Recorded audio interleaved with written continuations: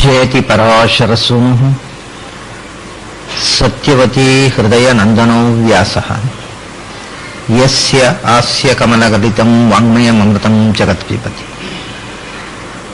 ಭುಜಗ ಭೋಗಾಭಮುದ್ಯಮ್ಯ ಹೃದಯಂ ನಿಜಭುಜಂ ದಕ್ಷಿಣಂ ಲಕ್ಷಣಾಢ್ಯಂ ಲಲಿತಮುದ್ರಿಕ್ತ ವಿಜ್ಞಾನಮುದ್ರಂ ಭಜ ಭಜ ಅನಂತಮಿತ್ಯಾಲಪಂತಂ ಪ್ರಣತವಾನ್ ಪ್ರಾಣಿನಾಂ ಪ್ರಾಣಭೂತಂ ಪ್ರಣತಿಭಿಃ ಪ್ರೀಣೇ ಪೂರ್ಣಬೋಧಂ ಭವದವೋಷ್ಣೇನ ತಾತಪ್ಯಮಾನಾನ್ ಭುವಿ ಪರಂ ನಾಥಮಪ್ರೇಕ್ಷಮಾಣಾನ್ ಭುವನಮನ್ಯೇನ ಚ ಅನ್ಯೇನ ದೋಷ್ಣ ಭವತು ಭೀರ್ಮಾ ಇತಿ ನಃ ಸಾಂತ್ವಯಂತಂ ಪ್ರಣತವಾನ್ ಪ್ರಾಣಿನಾಂ ಪ್ರಾಣಭೂತಂ ಪ್ರಣತಿಭಿಃ ಪ್ರೀಣೇ ಪೂರ್ಣಬೋಧಂ ಅರ್ಚಿತಃ ಸಂಸ್ಮೃತೋಧ್ಯಾತಃ ಕೀರ್ತಿತಃ ಕಥಿತಃ ಶ್ರುತಃ ಯೋ ದದಾತ್ಯಮೃತತ್ವಂ ಹಿ ಸಮಾಂ ರಕ್ಷತು ಕೇಶವಃ.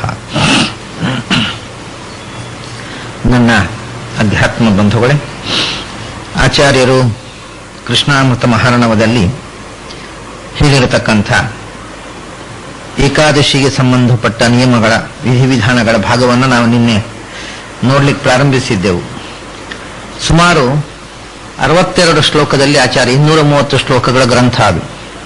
ಆ 230 ಶ್ಲೋಕಗಳ ಗ್ರಂಥದಲ್ಲಿ ಸುಮಾರು 62 ಶ್ಲೋಕಗಳನ್ನು ಕೇವಲ ಏಕಾದಶಿಗೆ ಸಂಬಂಧಪಟ್ಟ ವಿಧಿವಿಧಾನಗಳನ್ನು ಹೇಳತಕ್ಕ ಪ್ರಮಾಣ ಸಂಗ್ರಹ ರೂಪವಾಗಿ 62 ಶ್ಲೋಕಗಳು ಕೇವಲ ಏಕಾದಶಿ ಸಂಬಂಧಪಟ್ಟ ವಿಷಯಗಳನ್ನು ಅರ್ಥಕ್ಕಂಥವುಗಳು.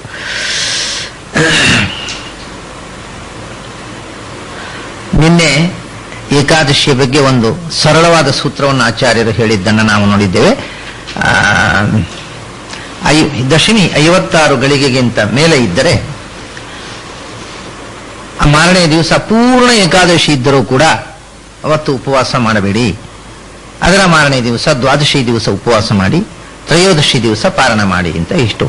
ಒಂದು ವೇಳೆ 56 ಗಳಿಗೆ ಇದೆ ಅಂತ ಒಬ್ಬರು ಜೋಯಿಸರು, ಇಲ್ಲ ಅಂತ ಒಬ್ಬರು ಜೋಯಿಸರು. ಹಾಗಾಗಿ ವಿವಾದ ಬಂದಾಗ ಕೂಡ ಪ್ರಿಫರಬಲಿ ದ್ವಾದಶಿ ದಿವಸ ಉಪವಾಸ ಮಾಡಿ, ತ್ರಯೋದಶಿ ದಿವಸ ಪಾರಣ ಮಾಡಿ ಅಂತ ಈಗ ಆ ವಿವಾದ ಪರಿಹಾರವನ್ನು ಒಂದು ಸಂಕ್ಷಿಪ್ತವಾಗಿ ಸಮಸ್ಯೆಗೆ ಉತ್ತರ ಹೇಳಿದರು ಆಚಾರ್ಯರು. ಇದನ್ನು ಅಲಕ್ಷ್ಯ ಮಾಡಿ ಏನು ವಿದ್ಧ ಆದರೆ ಏನು ಬಿಟ್ಟರೆ ನಮ್ಮ ಏಕಾದಶಿ ತಿಥಿ ಪೂರ್ಣವಾಗಿದೆ ಅಲ್ಲ ಅಂತ ವಿದ್ಧವಾದ ಏಕಾದಶಿ ದಿವಸವೇ ಉಪವಾಸ ಮಾಡಿ ದ್ವಾದಶಿ ದಿವಸ ಪಾರಣ ಮಾಡಿದರೆ ಏನು? ಅದಕ್ಕೆ ಬಾಧಕಗಳನ್ನು ಹಿಂದೆ ಹೇಳಿದ್ದಾರೆ. ಇನ್ನೂ ಕೆಲವು ಶ್ಲೋಕಗಳು ಇಲ್ಲಿ ಮುಂದೆ ಹೇಳ್ತಾರೆ. ದ್ವಾದಶ್ಯಾಂ ಭೋಜನಂಚೈವ ವಿದ್ಧಾಯಾಂ ಹರಿಯುಪೋಷಣಂ ಯಃ ಕುರ್ಯಾನ್ ಮಂದಬುದ್ಧಿತ್ವಾತ್ ನಿರಯಂ ಸೋಧಿಗಚ್ಚತಿ ಅಂತ. ಇದು ಇನ್ನೊಂದು ಪ್ರಮಾಣ, ಇನ್ನೊಂದು ಪುರಾಣದಲ್ಲಿ ಬಂದಿರತಕ್ಕಂಥ ಪ್ರಮಾಣವನ್ನು ಆಚಾರ್ಯ ಹೇಳ್ತಾರೆ. ದ್ವಾದಶಿ ದಿವಸ ಅಂದ್ರೆ ನಿಜವಾಗಿ ದ್ವಾದಶಿ ತಿಥಿ ಇದೆ. ಅವತ್ತು ಮುಂಚಿನ ದಿವಸ ಪೂರ್ಣವಾಗಿ ಏಕಾದಶಿ ತಿಥಿ ಇದೆ, ಮರು ದಿವಸ ಪೂರ್ಣ ದ್ವಾದಶಿ ಇದೆ. ಏನ್ ಮಾಡಿದ ಒಬ್ಬ ಮುಂಚಿನ ದಿವಸ ಪೂರ್ಣವಾದ ಏಕಾದಶಿ ತಿಥಿ ಇದೆ ಅಂತ ಹೇಳ್ಕೊಂಡು ಏಕಾದಶಿ ದಿವಸ ಉಪವಾಸ ಮಾಡಿದ, ಮರು ದಿವಸ ದ್ವಾದಶಿ ತಿಥಿ ಪೂರ್ಣ ಇದೆ ಅಂತ ಅವತ್ತು ಪಾರಣ ಮಾಡಿದ. ಏನಾಗುತ್ತೆ ಅದರ ಪದ ಅಂದ್ರೆ ಅವನು ನರಕ ಭಜನ ಆಗ್ತಾನೆ ಅಂತ ಹೇಳ್ತಾರೆ ಆಚಾರ್ಯ. ಯಾಕೆಂದ್ರೆ ಮುಂಚಿನ ದಿವಸ ಏಕಾದಶಿ ಪೂರ್ಣವಾಗಿದ್ದರೂ ಕೂಡ ಅರುಣೋದಯ ಕಾಲದಲ್ಲಿ ಏಕಾದಶಿ ಇರಲಿಲ್ಲ, ದಶಮಿ ಇತ್ತು.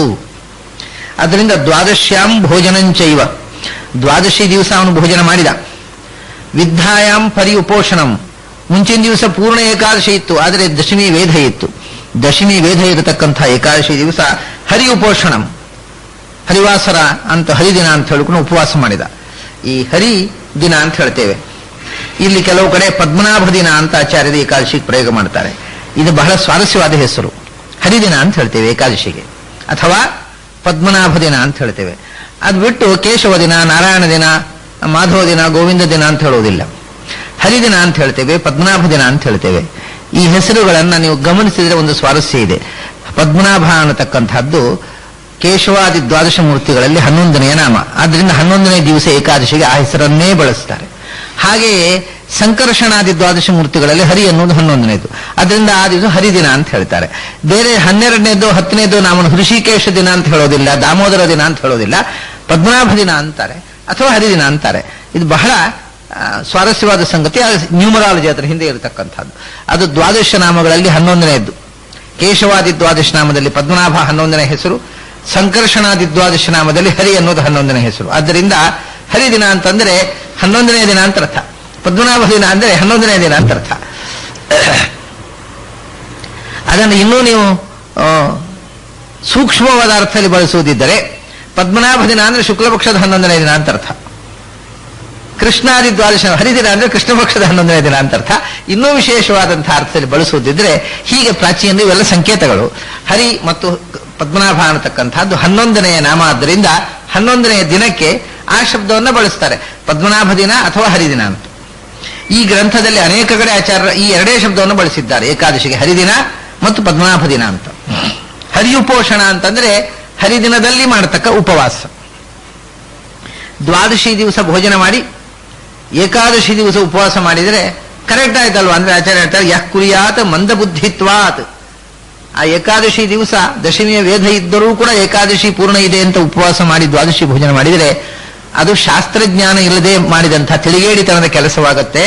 ಮಂದಬುದ್ಧಿತ್ವಾತ್ ನಿರಯಂ ಸೋಧಿಗಚ್ಚತಿ ಅಂತ. ಯಾವುದೋ ಒಂದು ಒಳ್ಳೆ ಕೆಲಸ ಮಾಡಿದ್ದರಿಂದ ಅದರಿಂದ ಅನಿಷ್ಟಕ್ಕೆ ಒಳಗಾಗುವುದಿದ್ದಂಥ ಒಳ್ಳೆ ಕೆಲಸವನ್ನು ಯಾರಾದರೂ ಬುದ್ಧಿ ಇದ್ದವರು ಮಾಡುವುದಿಲ್ಲ. ದಶಮಿ ವೇದ ಅನ್ನೋದು ಅಷ್ಟು ದೊಡ್ಡ ದೋಷ ಅದು.